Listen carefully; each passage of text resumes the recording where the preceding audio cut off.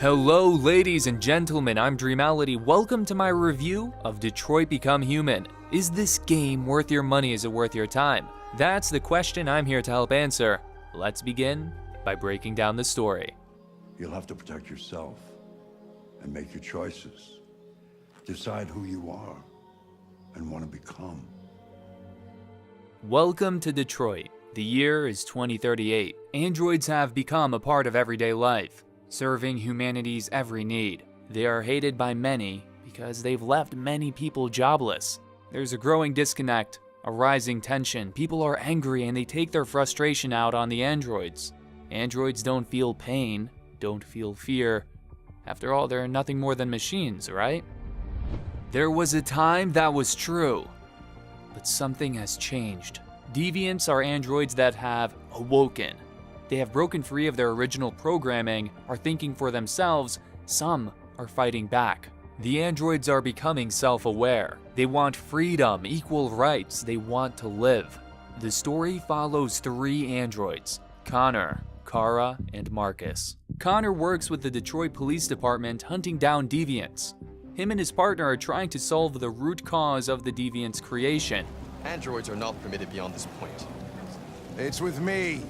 I really liked Connor, and the concept of his character, an android hunting down his own kind, provided a very interesting dynamic. Kara is a housemaid, family caretaking android. She forms a special bond with a little girl named Alice and will do whatever it takes to keep Alice safe. Without going into too much detail, Marcus begins by having an excellent life, but he grows to hate seeing how androids are treated. I really enjoyed these three characters, and each of them are surrounded by an excellent supporting cast. The story is divided into chapters, and each chapter tends to follow one of the three main characters. Most of the time, the chapter will end on a cliffhanger, making me want to jump right back into the story to see what is going to happen to these characters. You, the player, choose how the story unfolds based on your actions and your decisions. More so than any other game of this genre, I do feel the player's choices matter. Your actions can result in short-term or long-term consequences, changes, and/or additions. In terms of consequences, there were decisions I made that came back to haunt me. For me, that's the biggest draw of these games, the moral dilemma of what should I do right now, and if I do it, what's gonna happen? There were definitely some tense decision-making moments in there. Your actions and decisions can change how a chapter plays out. There were some scenes and environments I didn't see because I went a different path. You can also have some bonus dialogue options and character interactions based off your decisions and actions. Your choices will also affect those around you and how they perceive you. There is a relationship system in the game. Sometimes you'll unlock a future path because of your relationship with another character. The relationships will also affect the tone of the story. After completing each chapter, you're shown a flowchart showing you your decisions as well as the paths you could have taken. This is easily the greatest visual representation of choice I've seen from one of these games. You can also see the statistics of what players around the world chose, and you can compare your choices with your friends. There was a moment in one of the chapters where I saw an awesome scene. It was a great story moment and it was very well executed. Later on, I checked the chart and was very surprised to see only 7% of players around the world saw that same scene. Overall, I enjoyed the story. The writing wasn't always great, but there were many memorable moments. I really like how the three characters' stories connected as a whole.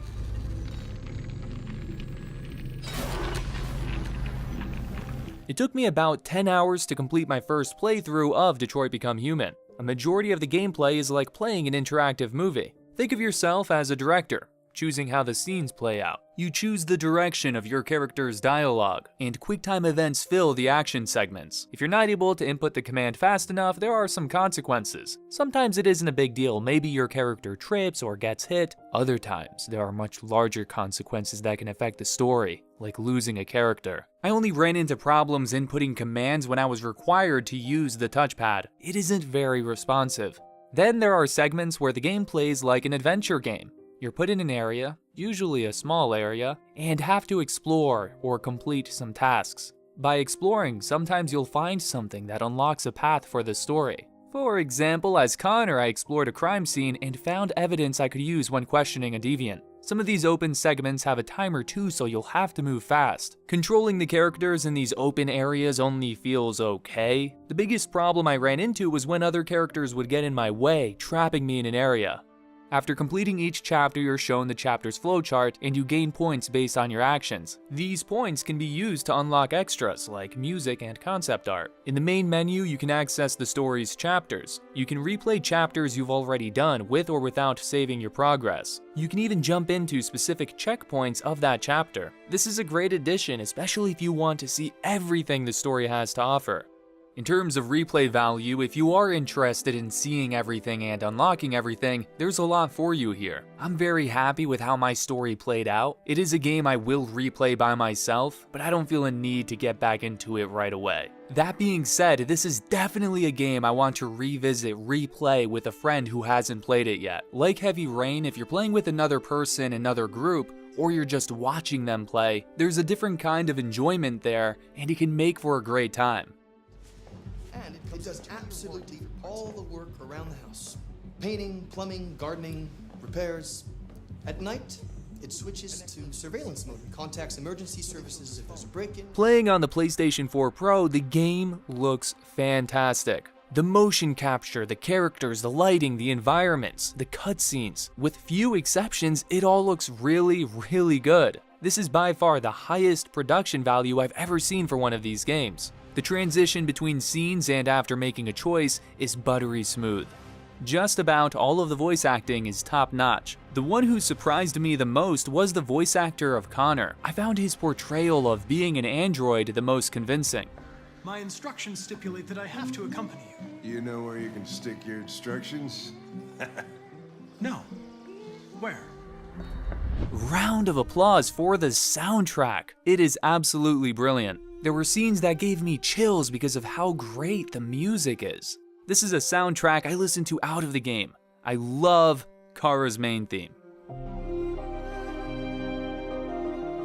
It is time for the conclusion. Detroit Become Human is easily my favorite David Cage game. The writing and the story are good. I really like the moral dilemma behind some decisions, and how the story evolves based on the player's choices. The characters and the voice acting are great. The presentation and the soundtrack are fantastic. Here's the final verdict. I say Detroit Become Human is a great game. I bought the game at full price, $60, and for me it was worth my money, it was worth my time. If you're like me and you enjoy this genre of games, and you like the premise of the story, androids becoming self-aware and fighting for freedom, then I highly recommend it. Now, if you find yourself interested but you're not a big fan of the genre, it's probably worth waiting for a sale. At the very least, try the free demo and see how you like it. That is it. You have heard my thoughts. Now it's time to share yours. If you've played the game, let me know what you think. If you haven't, how does it look? I hope this review was helpful. I hope it was enjoyable. If you have any questions, feel free to ask down below.